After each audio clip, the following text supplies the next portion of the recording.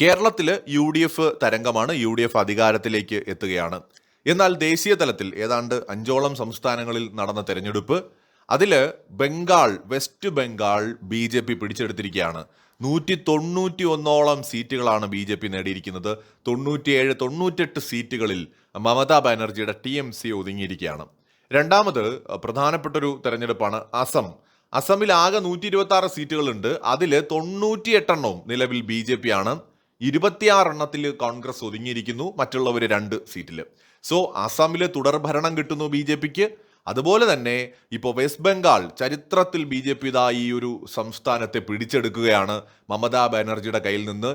ഏതാണ്ട് 3 പതിറ്റാണ്ടോളം communist കോട്ടയായിരുന്ന west Bengal ഏതാണ്ട് 1.5 പതിറ്റാണ്ടോളം മമതാ ബാനർജിയുടെ കൈകളിൽ. ഇപ്പോൾ അത് ബി.ജെ.പി പിടിച്ചെടുത്തിരിക്കുകയാണ്. സോ അതൊരു വലിയ വിജയമാണ് ദേശീയ തലത്തിൽ. അങ്ങനെ 2 സംസ്ഥാനങ്ങൾ നമ്മളിപ്പോൾ പറഞ്ഞു കഴിഞ്ഞു. പുതുച്ചേരി എന്ന് പറയുന്ന കേന്ദ്രഭരണ പ്രദേശം ബി.ജെ.പി പിടിച്ചിരിക്കുകയാണ്. അവിടെ ബി.ജെ.പിക്ക് തന്നെയാണ് നേരത്തെയും സ്വാധീനമുണ്ടായിരുന്നത്. ഇപ്പോൾ വീണ്ടും അത് തുടരുകയാണ്. 15 സീറ്റുകളിൽ ബി.ജെ.പി, 11 കോൺഗ്രസ് എന്നതാണ് പുതുച്ചേരിയിലെ സ്ഥിതി. മറ്റൊരു അതിശയിപ്പിക്കുന്ന വിജയം ബി.ജെ.പിയെ കാത്തിരിക്കുന്നത് തമിഴ്നാട്ടിലാണ്. തമിഴ്നാട്ടിൽ ശരിക്കും AIDMKയുടെ നേതൃത്വത്തിലാണ് തമിഴ്നാട്ടിൽ NDA അലയൻസ് എന്ന് പറയുന്നത്. 71 സീറ്റുകളിൽ നിലവിൽ അവർ ലീഡ് ചെയ്യുന്നുണ്ട്. അതേസമയം തന്നെ വിജയിയുടെ പാർട്ടി 106 സീറ്റുകൾ പിടിച്ചിരിക്കുന്നു. DMKയുടെ അഹങ്കാരം ഇതോടെ തീർത്തു കൊടുക്കാൻ കഴിഞ്ഞു എന്നുള്ളത് ഒരു വലിയ നേട്ടമായിട്ട് നമുക്ക് കാണാം. 57 സീറ്റിൽ DMK ഒതുങ്ങിയിരിക്കുകയാണ്. മിക്കവാറും തമിഴ്നാട്ടിൽ ഒരു തൂക്ക് സഭ വരാനുള്ള സാധ്യതയുണ്ട്. അല്ലെങ്കിൽ TVK DMKയുമായി ചേർന്നിട്ട്, അല്ലെങ്കിൽ ഇന്ത്യ സഖ്യത്തിന്റെ ഭാഗമായിട്ട് ഒരു സർക്കാർ ഉണ്ടാക്കാൻ സാധ്യതയുണ്ട്. അതല്ലെങ്കിൽ NDAയുമായിട്ട് ചേർന്നിട്ട് TVK സഖ്യമുണ്ടാക്കാൻ സാധ്യതയുണ്ട്. അല്ലെങ്കിൽ പുറത്തുനിന്ന് DMKയോ AIADMKയോ TVKയെ സപ്പോർട്ട് ചെയ്യാൻ സാധ്യതയുണ്ട്. ഇതാണ് നിലവിൽ തമിഴ്നാട്ടിലെ ഒരു സ്ഥിതി എന്ന് പറയുന്നത്. 3ാം സ്ഥാനത്തേക്ക് DMK പിന്തള്ളപ്പെട്ടു എന്നതാണ്. വിജയുടെ പാർട്ടി ഗംഭീരമായ പ്രകടനം കാഴ്ചവെച്ചിരിക്കുന്നു. തമിഴ്നാട് രാഷ്ട്രീയത്തിൽ ഇപ്പോഴും സിനിമാക്കാർക്ക് വലിയ സ്വാധീനമുണ്ട് എന്ന് തെളിഞ്ഞിരിക്കുകയാണ്. MGRന് ശേഷം, ജയലളിതയ്ക്ക് ശേഷം ഇപ്പോഴിതാ വിജയ്, നമ്മുടെ കമൽ ഹസൻ ഒന്ന് ശ്രമിച്ചു നോക്കി, പുള്ളിക്ക് കഴിയാത്തത് വിജയ് കാണിക്കുകയാണ്. ഒന്നാമതെത്തിയിരിക്കുന്നു വിജയുടെ പാർട്ടി. പലരും 20ഓ 25ഓ സീറ്റോ പ്രവചിച്ചുവെങ്കിൽ 100-ലധികം സീറ്റാണ് നിലവിൽ TVK ലീഡ് ചെയ്യുന്നത്.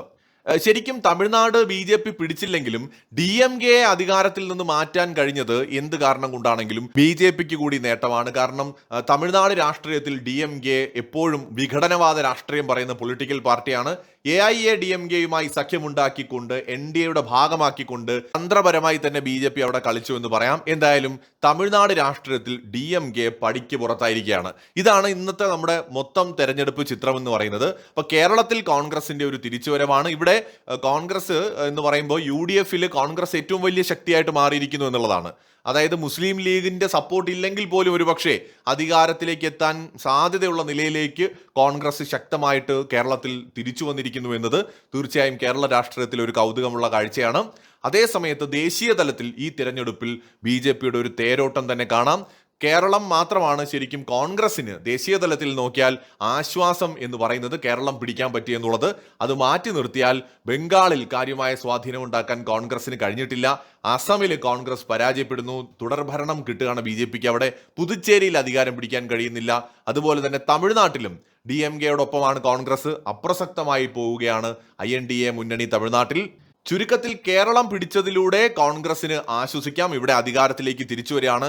എന്നാൽ ബി.ജെ.പിക്ക് എതിരായിട്ടുള്ള ദേശീയ തലത്തിലെ ഫൈറ്റില് കോൺഗ്രസ് ഇപ്പോഴും ഒരുപാട് പുറകിലാണ് എന്നതും പറയേണ്ടി വരും. കേരളം CPMന്റെ ഒരു സംസ്ഥാനമാണ്. കമ്മ്യൂണിസ്റ്റ് പാർട്ടി ഭരിച്ചിരുന്ന സംസ്ഥാനമാണ്.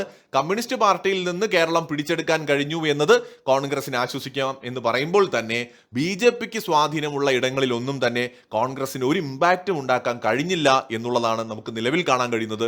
ചുരുക്കത്തിൽ ബി.ജെ.പിയുടെ ഒരു തേരോട്ടം തന്നെയാണ് ദേശീയ തലത്തിൽ നമ്മൾ നോക്കുമ്പോൾ കാണുന്നത്.